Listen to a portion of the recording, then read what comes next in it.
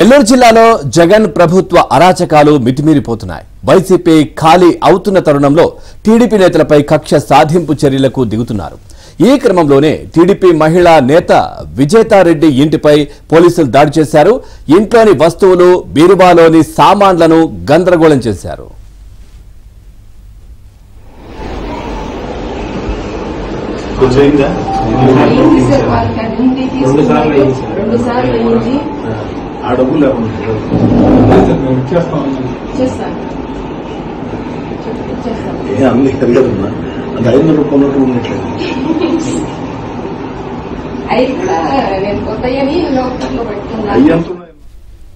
ఇక ఒక్కసారిగా 20 మంది పోలీసులు ఇంటిని చుట్టుముట్టి హంగామా చేశారు. కారణం ఏంటో చెప్పకుండా ఆందోళనకు గురి చేశారు. విషయం తెలుసుకున్న ఎమ్మెల్యే కోటంరెడ్డి శ్రీధర్ రెడ్డి వెంటనే అక్కడికి చేరుకుని పోలీసులను నిలదీశారు.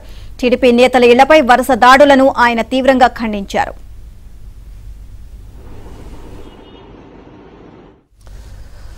రైట్, ఇక ఇదే విషయానికి సంబంధించి మరింత సమాచారాన్ని మా కరెస్పాండెంట్ మహేష్ అడిగి తెలుసుకుందాం. మహేష్, ప్రశాంతతకు మారు పేరు నెల్లూరు అని చెప్తా ఉంటారు.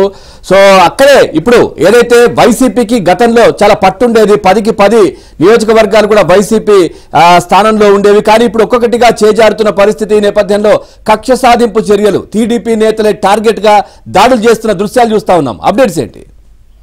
పవన్, ఉమ్మడి నెల్లూరు జిల్లాలో ఇప్పటికే 3 ఎమ్మెల్యేలు ఆనం రామనారెడ్డి, కోటమిరెడ్డి శ్రీధర్ రెడ్డి, మేకపాటి చంద్రశేఖర్ రెడ్డి వైసీపీ నుంచి టీడీపీ రావడం జరిగింది. అలాగే ఇటీవల 2 రోజుల కిందట ఎంపీ వేమిరెడ్డి ప్రభాకర్ రెడ్డి ఆధ్వర్యంలో పెద్ద సంఖ్యలో వేలాది మంది నేతలు, స్థానిక సంస్థల ప్రజాప్రతినిధులు కూడా టీడీపీ వైపు వచ్చేశారు. మరొక ఎమ్మెల్యే దుర్గా ప్రసాద్ జనసేన పార్టీ వైపు చూస్తున్నారు. ఈ నేపథ్యంలో వైసీపీ అరాచకాలు రోజు రోజుకు కూడా పెరిగిపోతున్నాయనే ఆరోపణలు వ్యక్తమవుతున్నాయి.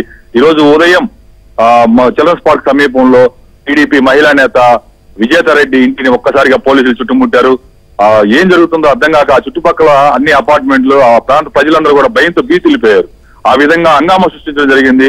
ఇమీడియట్ గా ఇంట్లోకి వెళ్లి దాదాపు 2.5 గంటల పాటు ఇంట్లో ఉన్నటువంటి బీరువాలు, మంచాలు అన్ని ఇరగొట్టి గందరగోళం సృష్టించి ప్రతి చీర కూడా వెతికి, అలాగే వంటగదిలో బియ్యం డబ్బాలు, ఇతర నిత్యావసర సరుకులు ఇవన్నీ కూడా వెతకడం జరిగింది. ఆమెని తీవ్ర స్థాయిలో బెదిరింపులు కూడా గురి చేశారు. డబ్బులు ఎక్కడున్నాయో చెప్పు, మర్యాదగా లేదంటే ఇబ్బంది పడతామంటూ ఆమెని తీవ్రంగా రూఢీగా వ్యవహరించడం జరిగింది. మొత్తం మీద ఒక మహిళా నేత ఇంట్లో ఈ విధంగా చేయటం, దీనిపైన టీడీపీ శ్రేణులందరూ కూడా తీవ్రంగా మండిపడుతున్నారు.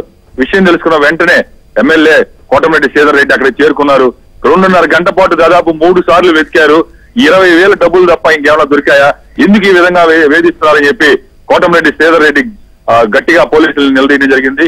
దీంతో వాళ్ళు అప్పుడు వెనుదిరిగి వెళ్లారు.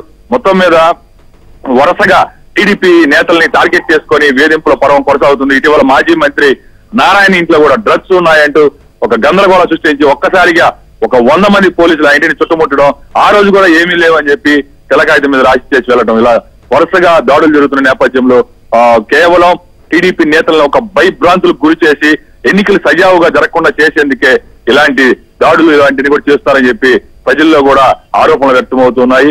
మొత్తం మీద ఈ రోజు చూస్తే చాలా పోలీసులు అకస్మాత్తుగా ఎవరో ఫిర్యాదు చేశారని చెప్పి చెప్పడం జరిగింది. ఎవరు ఫిర్యాదు చేశారు, ఏమని ఫిర్యాదు చేశారంటే సమాధానం లేనటువంటి పరిస్థితి. వాళ్ళ ఇంట్లో విజేతారెడ్డి, ఆమె తల్లి, వాళ్ళ అబ్బాయి ఉంటారు. వాళ్ళ అబ్బాయి కాలేజీకి వెళ్లారు. 2 మహిళలు ఇంట్లో ఉన్నారు ఉదయాన్నే. ఆ సమయంలో 20 మంది వరకు ఒకసారిగా ఆ ఇంటిని చుట్టుముట్టి ఒక 7-8 మంది లోపలికి వెళ్లి అన్ని రూమ్లన్నీ కూడా వెతికి గందరగోళం సృష్టించి చుట్టుపక్కల అంతా కూడా ఏంది, ఒక్కసారిగా ఎందుకు పోలీసులు వచ్చారు, ఏం జరిగిందో అర్థం కాక ఒక అయోమయానికి, భయోందోళనకు గురైనటువంటి పరిస్థితి ఉంది. పోలీసుల తీరు పైన, అలాగే జగన్ ప్రభుత్వం సాధిస్తున్న ఈ అరాచకాల పైన కూడా ప్రజల్లో తీవ్ర వ్యతిరేకత, ఆవేదన, ఆరోపణలు వ్యక్తమవుతున్నాయి. మొత్తం మీద వైసీపీ మొత్తం ఖాళీ అయిపోయే పరిస్థితులు నెలకొన్నాయి.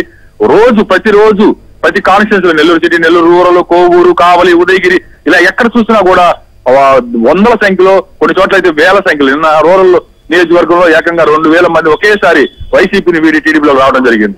ఈ పరిణామాలన్నీ చూస్తూ ఉంటే రాజకీయ విశ్లేషకులే కాదు, వైసీపీ నేతలు కూడా మా పార్టీ పరిస్థితి అయిపోయిందని చెప్పే పరిస్థితి. అందువల్లే ఓడిపోతామనే ఓటమి భయంతోనే ఇలాంటి అరాచకాలు, దాడులకు పాల్పడుతున్నారని ఆరోపణలు వ్యక్తమవుతున్నాయి. Pavan, right, thank you Mahesh, thanks for the updates.